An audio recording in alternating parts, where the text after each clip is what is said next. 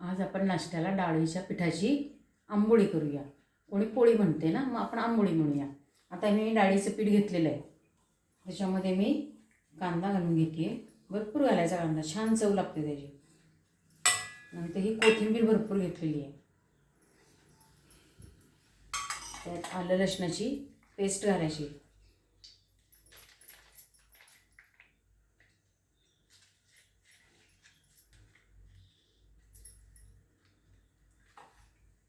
थोडंसं तांबडं तिखट, चवीपुरतं तुम्हाला लागते तेवढं तांबडं तिखट घालायचं.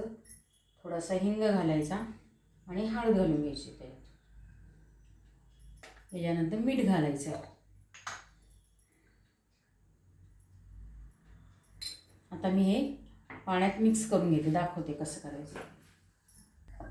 आता आपलं हे मिश्रण अशा पद्धतीने पातळ साधारण करून घेतलेलं आहे.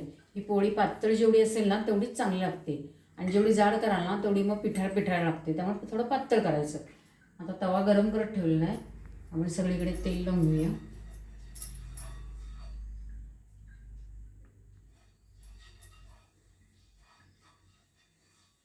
हे कसं डब्यामध्ये टिफिनमध्ये पण देता येते, घरात पोळी भाकरीबरोबर पण खाता येते. काही जण नुसती पण खातात आणि चव चांगली लागते त्याची.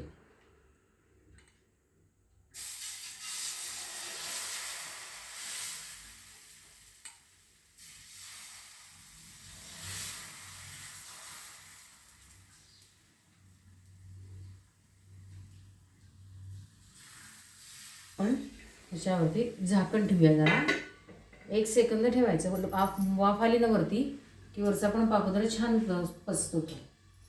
आपण बघूया, 1 सेकंद झालेला आहे. थोडंसं वरनं तेल लावून घ्यायचं, म्हणजे वरचा भागसुद्धा तो चांगला मऊ होतो.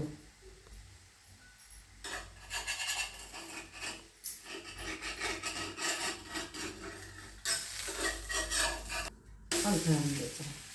मला किती दिलेलं आहे सगळीकडनं. आता आपण हा असा गरम गरम काढून घ्यायचा आहे.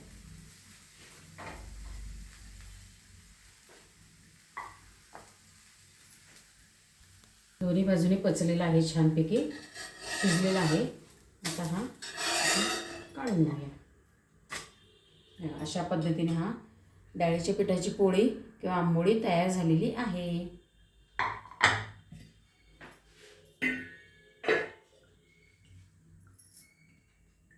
लाईक, शेअर आणि सबस्क्राईब करा.